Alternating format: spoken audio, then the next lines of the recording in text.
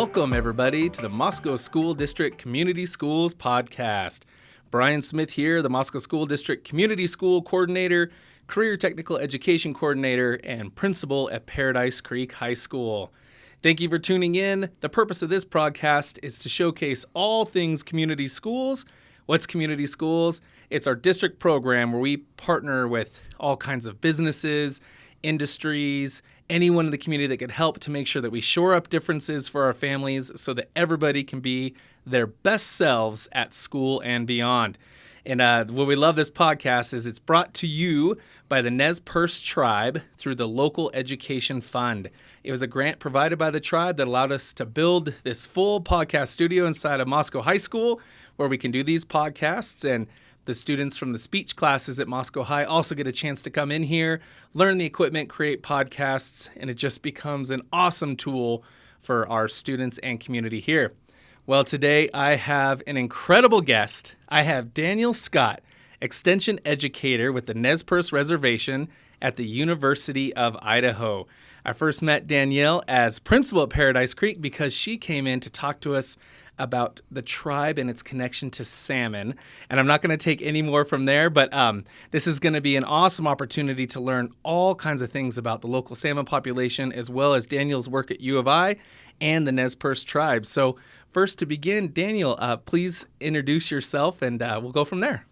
Hi, thank you, Brian. Yes, my name is Danielle Scott. My Native American Indian name is Kahalatsa. Kahalatsa means shining blanket in the Spokane language.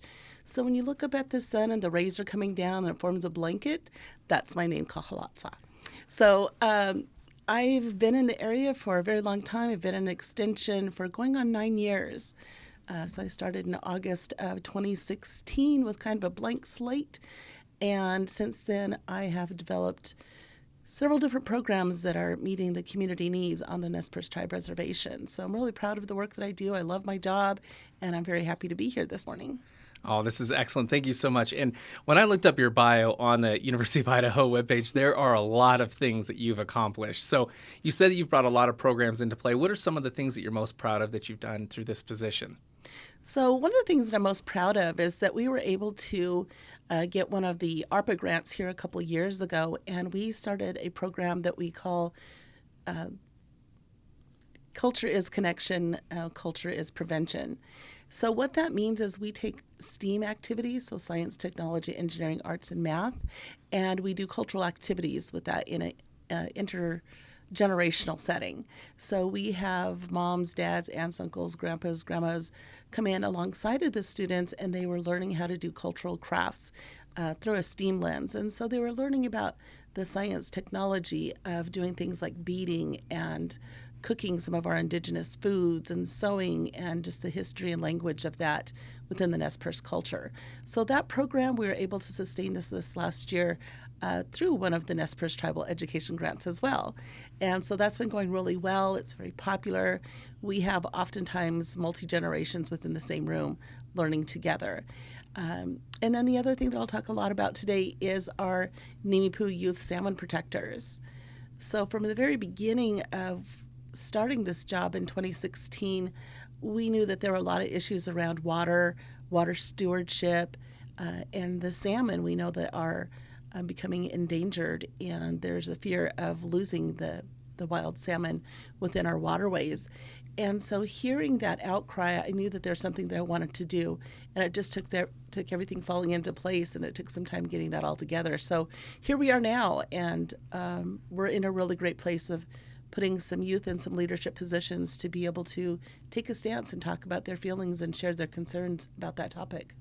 What a diverse background. So from STEAM to salmon protecting. That's incredible. And so your position has sort of the autonomy to open up and allow you to do these kind of things with the community and the students. So you'd said extension. Can you explain to us what an extension educator means? And because not everyone's familiar with that term. Sure. So within every state, within every county, there are county extension offices. And so county extension is through the land-grant universities. And so here, through the University of Idaho, there is a county extension office here in Latah County, one in Nez Perce County, and so on. And what we do is we provide an extension of the education from the university. So we provide education in things like gardening and forestry, agriculture. We have programs like Master Gardeners. All of the 4-H programs are under extension. And so what I do is a little bit different in the sense that my job is on the reservation. So the Nez Perce Reservation touches base on 5 counties within the state of Idaho. So within those 5 counties, I go to each of the communities and provide education based upon what that community's needs are. And so a lot of times with the 4-H, we're doing work around the STEAM. And so we've rolled out other programs such as basketball STEAM. And that was one of the programs that was really successful because if you know Lapway, you know that basketball is just a part of life. Oh, it's a way of life. Having had to go in and out of Lapway with different basketball teams, you are absolutely correct. Right. So we knew right away that if we told kids, come on, let's go do some science together, that we might not get as many students. But if we said, hey, we're going to go to the gym and get some basketballs out, we're going to do STEAM, and they're right there. Families, community, everybody supported it. So if you've never heard the sound of about 150 basketballs bouncing in the same gym at the same time, it's pretty incredible. But that was one of the programs that we were able to put out. That's amazing. I just, the outreach and the wide breadth of programming you provide is incredible. So congratulations on all your success in this program. It feels like one of those positions where it's everything about the person doing it and your willingness to reach outside the box, be creative, and clearly you found a lot of success. So I want to pull back, though. The piece of why I really wanted to bring you in is when you were presenting at Paradise Creek High School about salmon, I was captivated by everything you knew about salmon in our area. So before we get into some of the different programming, what brought you and your connection to the salmon? Was it from your upbringing, experience living here? I'd just love to hear some background there. Sure, absolutely. Well, I was raised in Clearwater County in Orfino. My dad was a logger by trade and a very avid fisherman, hunter, gatherer. And so I grew up as just a little tiny girl being out and doing those things every weekend. So being raised by a single dad is not something that was normal in the 70s. So I learned how to go hunting. I learned how to skin elk. I learned to be on the river and fish and carry fish and gut fish and everything that goes along with that. And I just learned a lot of respect for that. It was a time in my life where we would go out together as a family unit. And I just admired how the fish, I knew that they went all the way out to the ocean and came all the way back. And in a little girl's mind, that's like all the way around the world, seemed like. Right. So it was like really incredible to me that they would be coming back and we'd see these fish. Living in Orfino is right near the Dorshak Fish Hatchery. So as a little girl, I'd go look at the little tiny fish and would just be amazed at how small they start out to when they go out to the ocean and they would come back and they were these big giant fish that would, just be incredible sight and just be really giving the fishermen a hard time trying to reel them in. And just the whole part of it, I just thought was really, really fascinating. And as I grew up and grew older and started fishing myself, I realized that they are a great adversary. You can go try to catch a fish. You aren't always going to do it. And even though you get one on the line, you aren't always going to get it into the boat. So I just learned a lot of respect for being out and being with the animals and doing what I do that we've done forever, since time immemorial. So, yeah, that's incredible. And I just have to share that I am definitely an avid fisherman. It's one of my favorite things to do. And you were right, particularly about the salmon. It teaches you a lot of respect very quickly because it is a interesting animal to try to fish for. It's very unpredictable. And you can't help but when you experience that sport of being out on the water, of realizing just how small we are in that giant equation of salmon going all the way to the ocean and back. So I love hearing about this piece. So how did this lead to the Youth Salmon Protectors? Maybe give us an idea of what the program is, what you all have accomplished, and what you're working toward. So the Youth Salmon Protectors really came about through several different conversations. So like I said, I really saw this as a need to provide an opportunity for our youth and for our community to take a stance on salmon. We know that there are a lot of obstacles, things that are interfering with the ability for the wild salmon to be able to remain here. And when I was little, I remember hearing this story about how in the beginning of time, a creator had asked all of the animals to step forward and ask them how are they going to, who's willing to feed the people. He made the people, and now what are we going to do? How are we going to feed them? How are we going to take care of them? And it was salmon that stepped up first. And he said, I will take care of the people.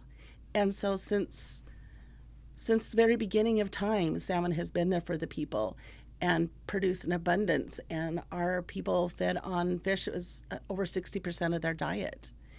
And so now we're in a place where the salmon are struggling. And we know this. We see the differences in the size of the fish and the amount of fish, that we had before. And that's very concerning that one day my grandchildren or my grandchildren's children may not have salmon on their plate. And so it just became a growing concern. And when I was hearing this from the youth that I'm working with, that was when it was really touching that I needed to see what I could do. And whenever I look at a problem, I think of it from an education perspective is how can we educate the people, the population, to understand what we need to do now. So even from the youngest of kids, the kindergartners, the kids that are just, they can do something. They can, use less straw, use less plastic. We can talk about being good stewards of the land and the water and the air to be able to help the salmon make their way. There's enough challenges out there with climate change and additional predators are in their area that we need to see what we can do. So the youth stepped up and they said, we want to know what we can do. And I said, great, let me have some conversations and see what we can do. These are young leaders that wanted to use their voice. And so the Youth Salmon Protectors really provided that. So I had a conversation with the people that work at Idaho Conservation League last year. And they said, we have the Youth Salmon Protectors. I'm all about we don't have to reinvent the wheel. Here we already have a wheel. Let's make it our own. And so we put together the Youth Salmon Protectors. Idaho Conservation League provided us with some funding to be able to take a group of youth to Washington, D.C. last year to talk to some representatives about their concerns about losing the salmon. And that was huge. There was 3 girls that went. They just wanted to share their story and be heard. And they were 2 14-year-olds and a 15-year-old. So they were pretty young. I don't think they'd even been to speech class yet. So one of the youth, and these were all girls too that went. None of the boys seemed ready to step up to this need or this calling. So we pulled it all together, found the funding that was needed to make it happen. We were there for 3 days. We had a full schedule. We went and talked to representatives. They talked to representatives. I just helped them find their way. But they shared their concerns, and it was very touching. They were concerned about not just themselves, but about their nieces and nephews and their family members. And just in their short 14 years of life that they were seeing a difference and what was available on their ceremonial table, what was available to their parents and to their grandparents. And so this was a multi-generational conversation that was happening at home. And their parents and grandparents instilled in them, take a leadership role. Go there, tell your story, use your voice, and share what we need to be doing. And, be strong. So it was an amazing trip. The young girls all became more and more boisterous as they met more and more representatives to, we shared with them that our representatives are just like you and I. Mm-hmm. They actually work for the people. We employ them. So don't be afraid to talk. Don't be afraid to share. And so they began to open up and share their stories and their concerns, and it was just a beautiful thing. So by the end of our journey in Washington, D.C., they came away with feeling like they had really made a difference and accomplished something. We shared their story through social media every day. I would put out on our social media page what the girls were doing, who they were talking to. And so they had a big fan base at home that were cheering them on, at the work that they were doing. So they came home to a lot of people that were really patting them on the back and thanking them and appreciating the work that they were doing. It was great. What an incredible story. The power of our youth, right? Yes. When they see a need for change and that fire that they can provide a topic, a conversation, anything, it's really inspirational. I love that you empowered those kids to that degree to go all the way to Washington, D.C. I just speaking as an educator, it never ceases to amaze me every day in this work that students' insight on problems that affect multi-generations are often some of the most unique, creative, fresh ideas. And it's because their perspective is so raw and new. They haven't had the influences that maybe you and I have had by becoming older and learning more about systems and everything else. That's truly inspiring, and kudos to those kids and you for going over there advocating. So what have they done locally that we might be able to hear about as far as in this role as leaders in the Salmon Protectors? So locally, they've been getting a lot of recognition, and the people want to hear what they have to say. And same question: what comes next? So when the girls went there, we had I'd given plenty of opportunity to talk to their parents and the grandparents and the community and the elders as far as what they wanted to see. And the girls had said, well, what do we wear? That was so. I said, Sure. well. Right now in fashion, and then also part of our tradition are the ribbon skirts. And they're really beautiful. They're colorful. So that image of these three young ladies in their ribbon skirts walking down the streets in Washington, D.C. and into the White House and into all of these places was quite incredible. And so just a few weeks ago, there was a fishermen's meeting with the Nez Perce Tribe, and they had asked the girls to come there and talk about their trip. And so I told the girls, I said, well, wear your skirts, come share your stories, again, and what you learned. And so the fishermen there were probably, I would guess, probably about 125 people there in total. Oh, wow. And so these three young ladies got up and told their stories again about, how they prepared for that, how they talked with their families, what they did while they were there, and then afterwards, how they came back and shared with their peers and with their teachers and with their families what they saw and what they heard from the representatives. And we knew that while we were there that, of course, not all of the representatives were on the side of saving the salmon. And that was hard for them. They came out of some meetings like just shaking their head and looking very distraught over they didn't even care what we had to say. And I said, well, the thing about it is that when you have topics like this, not everybody is going to share the same concerns. If everybody did, we wouldn't need to be here. Yeah, exactly. There wouldn't be a problem, right? Right, yeah. So I said, the work that we need to do at home is just sharing the work that you're doing and find that support. Get other people to get on board. Get your peers, your siblings to get on board. And so since then, we've done a lot of traveling around. One of the Youth Salmon Protectors went to Pendleton with me to the Intertribal Agriculture Council meeting in September. And so I'd put together a PowerPoint and shared about our trip and shared about, what was going on. And one of the youth there, she came and she shared, her side of things. And she was honored at that point with a Pendleton blanket, which is a huge honor, the Intertribal Ag. I had no idea what was going to happen. And they came out with this box. Of course, we all recognize what that box is. And I thought, oh my goodness. wow, what's going on here? Yeah. And so the lady was smiling, holding this box. She walks right past me and right over to the young lady. And she says, we have this for you. And it was just such a great moment for that youth to realize that people really do want to hear what you're doing and are very proud of what you're doing. So we've had different speaking occasions to come and talk about that. In fact, just this morning, I got contacted by the Idaho Conservation League about taking a second trip. And so that looks like it's going to happen at the end of April. So my job now is to scurry around and find funding to help support taking three of our young people to Washington, D.C. again to share their story and their concerns about the wild salmon. Well, we appreciate the fight, and we appreciate you creating the opportunity and really pushing the discussion forward. I mean, you're right, that image of the students in D.C. with the skirts, that's incredible. So speaking locally here in our families and communities in the Moscow area, what can we do to better educate ourselves on the salmon population and local waterways? There are some great documentaries out there. The Nez Perce Tribe has put together the Covenant of the Salmon People, which is actually an Emmy Award-winning documentary.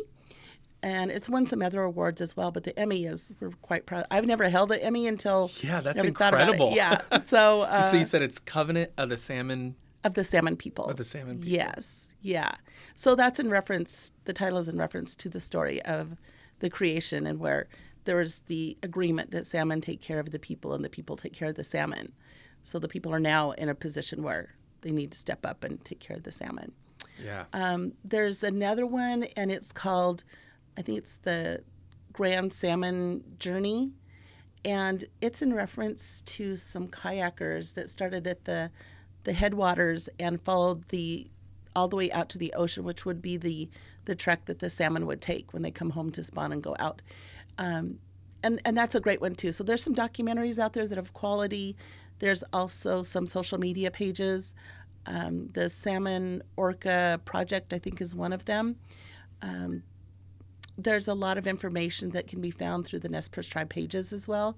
So to go on to their website, there's some links in there. So it's not just the Nez Perce Tribe either. There's several different tribes, several different Trout Unlimited was one of them. People recognize that. So there's a lot of places they can go for information about this. And there's a lot of misconceptions about, saving the salmon is going to cost the farmers. And that's not accurate information. And there's just a lot to be learned if people want to take the time to learn more about how can we do this collectively and not have any harm come to the farmers or ranchers or the fish or anything else. So it's just taking that initiative to do a little bit of research and listen and make up your own mind about what should be done or what could be done. I appreciate those resources and the two documentaries. That's incredible. The first one, the students at Paradise Creek had watched previous to your visit, right? The Yes. Covenant of the Salmon People. Yeah, and it had great reactions from our students as well. So Moscow families, that would be something worthwhile to look up, of course, and everything else you mentioned. We talk a lot, though, on this podcast about where we live is so rich naturally.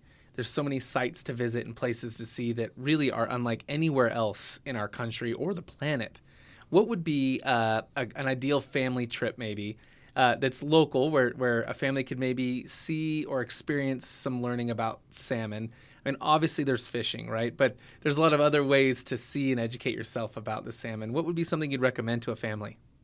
Well, I think, like I had mentioned, in Clearwater County in Osaka, there is a fish hatchery there. So there's a lot to be learned. In the springtime, they will be milking the fish to, get everything together to make baby fish. That's always an amazing thing to learn. You're able to look down and watch this whole process. You're able to go out to the fish ponds and see the fish there and ask a lot of questions there. You're also able to go to other places all down the Columbia and see things like sturgeon, and the lamprey eel should be coming out like in about May. The lamprey eel is a whole nother story that kind of tells a tale that if we don't do something about the salmon, they could go the way of the lamprey eel. People don't even know that they were one of the main food sources around here locally, and then they've come to near extinction. And it was just a matter of a few people that cared about getting the lamprey eel back, that we actually have them now. And just very recently, a couple weeks ago maybe, there were some that were released into the Clearwater River. And so if you see them, they might look scary, but they're actually amazing animals, just really incredible. And, I encourage people to just take a look, take a listen. There's a lot of people that are there to answer questions, openly, honestly, and look at both sides. The showing of the Covenant of the Salmon People, they have those quite a few different places across the Midwest. They've had them back east. The couple of the producers even went to Germany recently, Berlin, and did a showing over there at one of their film festivals, that they were really interested in this type of work. So there's a lot of information out there that can be accessed if somebody's really interested in knowing more. That's an amazing amount of resources. Thank you. And yeah, if you have not looked up lamprey eel yet, families, make sure to do so. Make sure to do so. And you educated me a lot on the lamprey eel when you visited our high school. So I appreciate that. And really, it's got to be an inspirational story to your Youth Salmon Protectors now, to know that it's not a lost cause, that a small group of people with determination, action can make things happen.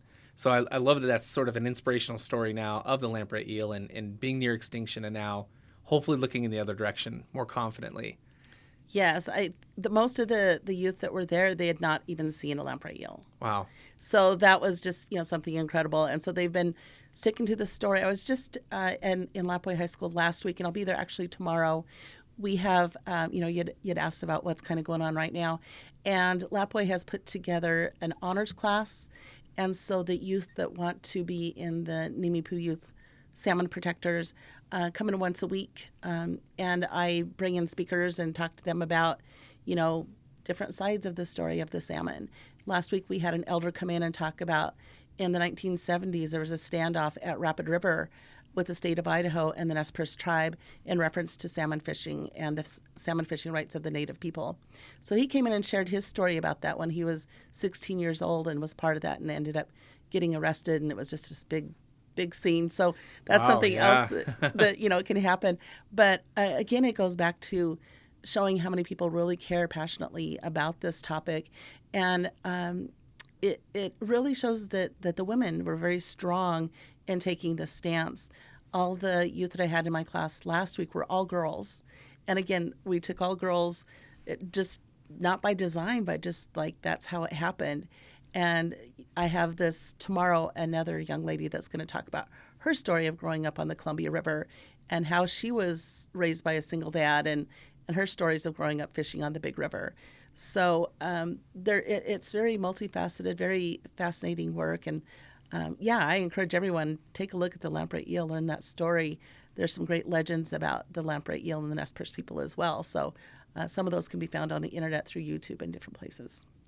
So with all this information, how can our community be an ally with the Nez Perce Tribe, the Youth Salmon Protectors? What can we do from our seats? And I'm speaking really about anyone that lives here in the greater Moscow area or within our school district. I think that one thing that can be done, the Youth Salmon Protectors can be anywhere. You can start your own chapter anywhere, anytime, however you want to do that. So you just go to the Idaho Conservation League website, and there's a lot of information on there about becoming a Youth Salmon Protector. So you can start your own chapter and learn more about it. Anyone's welcome to contact me, and I can tell them, what we've learned. There are several different chapters of the Youth Salmon Protectors in Washington, Oregon, and in Idaho. So we would love to have an opportunity for all the youth that are interested in this topic to be able to come together and share their concerns and work as a unit to do whatever they can do to help protect these animals. Yeah, well, there it is. You just set the stage. So it looks like we've got some work ahead of us to look for that opportunity. I appreciate that. And, what advice would you give to our students interested in these kind of fields right now? We have several students that listen to this podcast, of course, are sitting in classes, all week right now. And just like the students you discussed, they're very passionate about a subject, and it can feel very adult or, unreachable because of their age. What kind of advice would you give a student that's feeling that way towards a passion project? I think the biggest piece of advice is take every opportunity you can to talk about what you're passionate about. Whether it's, in front of your family or your school or your class or a community event, there's a lot of opportunities in 4-H to take leadership classes and talk about those type of passion projects. And it's a lot easier to talk about something that you're passionate about than something that you're not passionate about, right? We know that. And we always say, speak from your heart and you'll never tell a lie. So that makes it a lot easier. If you're just speaking from your heart, the words will flow. Mm-hmm. Danielle, I can't thank you enough for your time. There's so much that we could crack into here with all the programs, but the way that you empower youth truly is inspirational.